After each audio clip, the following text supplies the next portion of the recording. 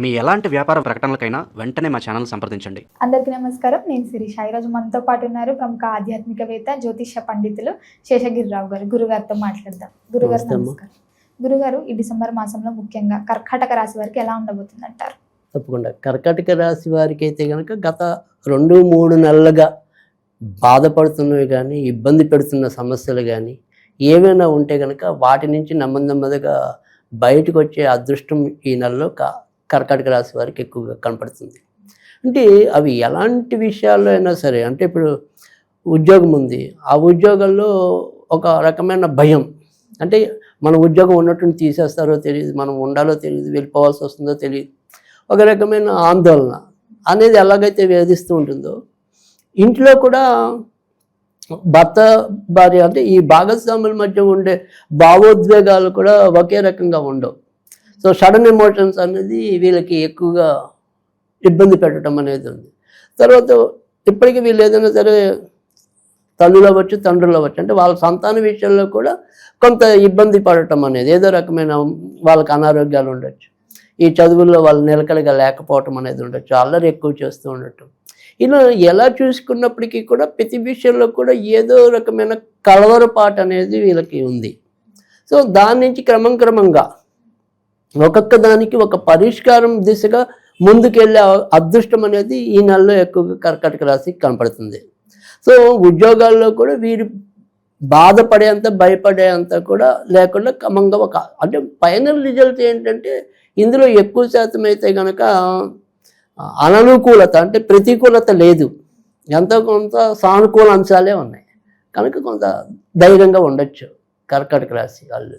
ముఖ్యంగా విద్యార్థులకు ఎలా ఉండబోతుంది అంటారు? ఇది విద్యార్థుల విషయానికి వచ్చేప్పటికి ఏంటంటే వీళ్ళకి ప్రస్తుతం ఉన్నత చదువులు చదివే విద్యార్థులు ఎవరైతే ఉంటారో వాళ్ళే కొద్దిగా జాగ్రత్తగా ఉండాలి. ఎందుకంటే వ్యయస్థానంలో మన గురుడు వక్రంలో ఉండటం అనేది ఒకటి, తర్వాత మరి భాగ్యస్థానంలో శని ప్రస్తుతం వీళ్ళకి సంచరిస్తున్నాడు. కాబట్టి ఎవరైతే పెద్ద చదువుల్లో ఉంటారంటే 10th లోపు కాకుండా ఇంటర్ లేదా హయ్యర్ స్టడీస్, ఈ హయ్యర్ స్టడీస్ చదివే వాళ్ళు ఖచ్చితంగా మనం ఏమంటాం 100 మార్కులు రావాలి అంటే కనుక ఖచ్చితంగా 180 మార్కులకి ప్రయత్నిస్తే తప్ప జయాన్ని పొందలేరు.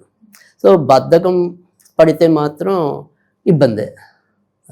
అలాగే గురుగారు, వివాహం జరగని వారికి వివాహ యోగం ఉందంటారా?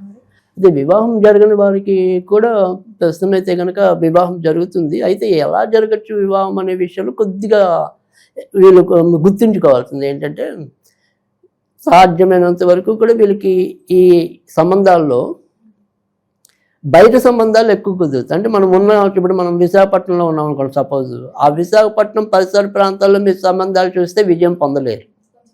కొద్దిగా దూరంగా వెళ్తేనే, అంటే విజయవాడ లేదా ఇంకా విజయవాడ దాటి హైదరాబాదు, అంటే నేను చెప్పేది విశాఖపట్నం వాళ్ళకి చెప్తున్నా, ఓకే. సో అలా దూరం సంబంధాలు రావడానికే అవకాశాలు ఎక్కువ ఉన్నాయి, అవే కుదరడానికి కూడా అవకాశాలు ఉన్నాయి. సరే నాకు మా ఇంటి దగ్గరే కావాలి అలా మంకు పడితే ఇంకా కొన్నాళ్ళు వెయిట్ చేయాలి. సో అలాంటివి ఏమైనా సరే నియమాలు పెట్టుకుంటే వాళ్ళు మాత్రం కొన్నాళ్ళు ఆగాలి, ఉన్న చోటే సంబంధాలు కావాలి అంటే. లేదు మా వాళ్ళని మేము ఎక్కడికైనా పంపించడానికి సిద్ధమే అనుకుంటే కనుక ఇది రైట్ టైం, ప్రయత్నం చేసుకోవచ్చు. అలాగే గురుగారు, వివాహం జరిగి సంతానం లేని వారికి సంతాన యోగం ఉందంట? ఖచ్చితంగా సంతాన పరంగా కూడా ఇప్పుడు మంచి స్థితి, ముఖ్యంగా వీళ్ళ సంతానకారకుడు 6వ ఇంట్లోకి ప్రవేశించడం అనేది ఇప్పటికే అంటే డిసెంబర్ 7 నుంచి జరుగుతుంది. కనుక డిసెంబర్ 7వ తారీఖు నుంచి ఖచ్చితంగా సంతానానికి కూడా చాలా మంచిది, అక్కడి నుంచి విజయం పొందే అవకాశాలు కూడా చాలా ఎక్కువ ఉంటాయి. అలాగే గురుగారు, ఉద్యోగస్తులకు ఎలా ఉండబోతుంది అంటారు? ఉద్యోగం మారాలనుకునే వారికి ఈ మాసం అనుకూలంగా ఉంటుందంటారు? లేదు, అందుకని ఇప్పుడు వీళ్ళకి సంతానకారకుడు ఉద్యోగకారకుడు కూడా కుజుడే. సో ఆయన 6వ ఇంట్లో మేలు చేయటం అనేది ఎక్కువ ఉంటుంది. పైగా తన యొక్క ఏమంటాం మిత్రుల రాశిలో సంచారం అనేది కూడా ఉంది. తర్వాత ధనాధిపతి రవి కూడా 6వ ఇంట్లో ఉన్నాడు. కనుక ఇది చాలా అద్భుతమైన నెల. ఏమంటాం ఉద్యోగస్తులకి కానీ, రాజకీయ రంగంలో ఉన్న వాళ్ళకి, తర్వాత ప్రభుత్వ కాంట్రాక్ట్స్ చేసే వాళ్ళకి, సో ఉద్యోగంలో ఎప్పటి నుంచో అంటే గవర్నమెంట్ ఉద్యోగంలో కూడా ఏదైనా సరే పదోన్నతులు కావాలని ఎప్పటి నుంచో ప్రయత్నిస్తున్న వాళ్ళు కానీ, తర్వాత తాత్కాలికంగా మనకి ఏమంటాం డిప్యుటేషన్ మీద, ముఖ్యంగా ఈ గవర్నమెంట్ జాబులు ఏంటంటే వాళ్ళకి ఎక్కడెక్కడో వేసేస్తూ ఉంటారు. సో అలా ఇబ్బంది పడుతూ ఉంటారు వీళ్ళు, ఏమంటాం కుటుంబానికి దూరంగా ఉండి. సో అలాంటి భారాలన్నీ కూడా దిగిపోతాయి ఇప్పుడు. సో ఉన్న చోటికి చేరుకోవడానికి అవకాశాలు, లేదా మనం ఉన్న చోటికి దగ్గరలో చేసుకునే అవకాశం కానీ రావడానికి ఉంటుంది. కనుక ఇటు ఉద్యోగాల్లో ఉన్న వాళ్ళకి కూడా చాలా మంచి మనం ఏమంటాం మంచి మాసంగా చెప్పాల్సి వస్తుంది. సో వాళ్ళు గుర్తుంచుకునే ఏదైనా సరే ఒక మెమరబుల్ ఈవెంట్ కూడా జరిగే అవకాశాలు కూడా ఎక్కువ ఉన్నాయి. అంటే ఉన్నట్టుండి ఇప్పుడు సపోజ్ వీళ్ళకి అవార్డులు ఇచ్చేది కానీ ఏదైనా ఉందనుకోండి వాళ్ళ దాంట్లో సంస్థలో వీళ్ళని గుర్తించి గౌరవించి 10 మందిలో మెచ్చుకోవాలనేది. సో బాగుంది. ఈ నెలలో ఉద్యోగస్తులకి అయితే కనుక కర్కాటక రాశి వాళ్ళకి బాగుంది. అలాగే గురుగారు ఈ కళాకారులకి సినీ రంగాల వరకు ఎలా ఉండబోతుంది అంటారు? అది కవులు కళాకారులు లేదా మనకి సాంకేతిక నిపుణులు ఇలా చూసినప్పుడు అయితే కనుక మిశ్రమ ఫలితాలే ఉన్నాయి. సో ముఖ్యంగా ఏదైతే వీళ్ళకి ఈ అష్టమ స్థానంలో రాహు ఉండటం వల్ల ఇప్పుడని కాదు గత కొద్ది నెలలుగా కూడా వీళ్ళకి అవకాశాలు నోటి దాకా వచ్చినట్టే వచ్చి ఏదో రకంగా వాయిదా పడే ఇబ్బంది కూడా ఎక్కువగా ఉంది. ముఖ్యంగా ఇటు కర్కాటక రాశి కర్కాటక లగ్నం అని అంటాం మామూలుగా జాతకాల్లో. సో 2 రకాల వాళ్ళకి కూడా ఏదైనా సరే చివరి నిమిషం దాకా అది మన చేతికి వచ్చేదాకా నమ్మకం పెట్టుకోవడానికి లేదు. సో అంత ఇబ్బంది ఉంది. సో అది చెప్పలేం గోడ మీద పిల్లిలాగా ఎడుదూకుతుంది అనేది అంత ఈజీగా లేదు. అలాగే గురుగారు ఎవరైనా ఓన్ బిజినెస్ స్టార్ట్ చేయాలనుకునే వారికి ఈ మాసం అనుకూలంగా ఉందంటారా? తప్పకుండా ఓన్ బిజినెస్ చేసుకోవాలనుకునే వాళ్ళకైతే కనుక ఈ నెల చాలా అనుకూలంగా ఉంటుందనే చెప్పాలి. అది ఉద్యోగస్తులకి అలాగే ఉంది. వ్యాపారం చేయాలనుకునే వాళ్ళకి కూడా. అయితే వ్యాపారం చేయాలనుకునే వాళ్ళకి ఏంటంటే కొద్దిగా ప్రజలకి నిత్యావసరాలుగా ఉండి చేసేవంటే తిండికి సంబంధించినవి కానీ బట్టకు సంబంధించినవి కానీ తర్వాత మెడికల్కి సంబంధించినవి కానీ తర్వాత ఏదైనా సరే ఇల్లులు కొనటం అమ్మటాలు లేదా ఎరువులు ఇలాంటివి ప్రజలకి నిత్యావసరాలుగా ఉండే వాటి మీద అంటే కూడు గూడు గుడ్డ అంటాం మనం. సో ఇలాంటి వాటికి సంబంధించిన వ్యాపారాల్లో ఉన్న వాళ్ళకైతే కనుక మరింత మంచి జరగడానికి అవకాశం ఎక్కువగా ఉంది. క్యాటరింగ్ చేసే వాళ్ళకి. సో అలాంటి వాళ్ళకి బాగుంది. విదేశాలకు వెళ్ళాలని చాలా మంది అనుకుంటారు. సో విదేశాలకు వెళ్ళాలని ప్రయత్నించే వాళ్ళకి ఈ మాసం అనుకూలంగా ఉందంటారా? అంటే ఇక్కడ ఈ ఏదైతే వీళ్ళకి విదేశాలకి సంబంధించినంత వరకు కూడా అక్కడ రాహు కొంత వీళ్ళని ఇబ్బంది పెట్టడం అనేది జరుగుతుంది. అయితే ఈ ఉన్నత ఏమంటాం ప్రయాణాలు అంటే బాగా దూర ప్రయాణాలు ఏవైతే ఉంటాయి అలాంటి ప్రయాణాలకి ఇప్పుడు కొద్దిగా మళ్ళీ గురుడు చేరుకోవటం అనేది అంటే వ్యయస్థానానికి చేరుకున్నాడు కాబట్టి కొంత వెళ్ళడానికి అయితే అవకాశం ఉంటుంది. కాకపోతే ఇక్కడ మనం 2 గుర్తుంచుకోవాలి. విదేశాలకి వెళ్ళటం అనేది ఒకటి, వెళ్ళాక అక్కడ మనకి బాగుండటం అనేది ఇంకోటి. తర్వాత మళ్ళీ ఇందులో కూడా మళ్ళీ 2 రకాల వాళ్ళు ఉన్నారు. అంటే విద్యార్థిగా వెళ్ళి అక్కడ ఏదో ఉద్యోగం చేయాలని ప్రయత్నించే వాళ్ళు ఇంకో రకం.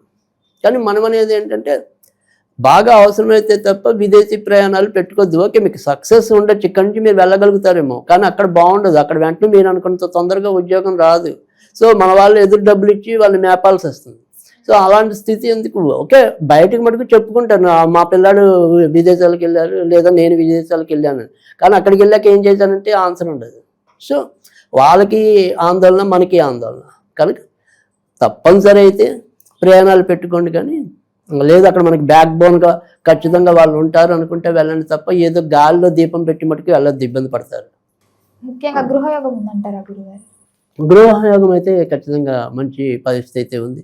ఎందుకంటే వీళ్ళకి గృహాలకి సంబంధించిన కారక గ్రహం కూడా ప్రస్తుతం సచేతనంలోనే ఉంది.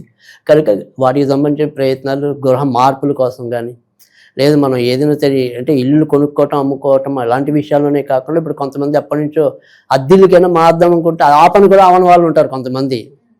సో మనకి కన్వీనియంట్గా ఇల్లు దొరకపోవటం లేదా అద్దెలు మనం భరించలేకపోయేలాగా ఉండటం.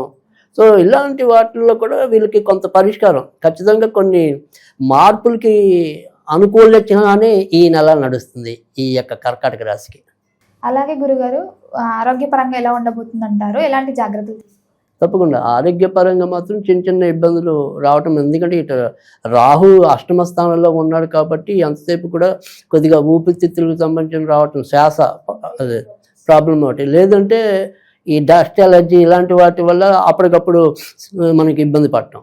సో ఏదైనప్పటికీ కూడా ఈ ఎలర్జీ వాటి మీద వచ్చేవి ఎక్కువగా ఉంటాయి. తర్వాత మరి అష్టమాధిపతి భాగ్యస్థానంలో ప్రస్తుతం శని సంచరిస్తూ ఉండటం వల్ల కూడా వెన్ను గుంజుతూ ఉండటం అనేది కానీ మోకాళ్ళు పడుకున్నాక రాత్రులు ఉన్నటువంటి పాదాల్లో నొప్పులు వస్తూ ఉండటం ఇలాంటివి ఉంటాయి. సో ఏమంటాం వైద్యుడికి చూపించేంత పెద్ద రోగాలు కాదు, బట్ ఇలా ఏమంటాం అసౌకర్యం అనేది అయితే ఉంటుంది. ముఖ్యంగా గురుగారు ఈ కర్కాటక రాశి వాళ్ళు ఈ మాసం అంతా ఏ దైవాన్ని పూజించమంటారు, ఎలాంటి పరిహారాలు చేసుకోవచ్చు అంటారు, వీళ్ళు ఏదైనా ప్రారంభించాలంటే ఏ రోజున అనుకూలం అంటారు?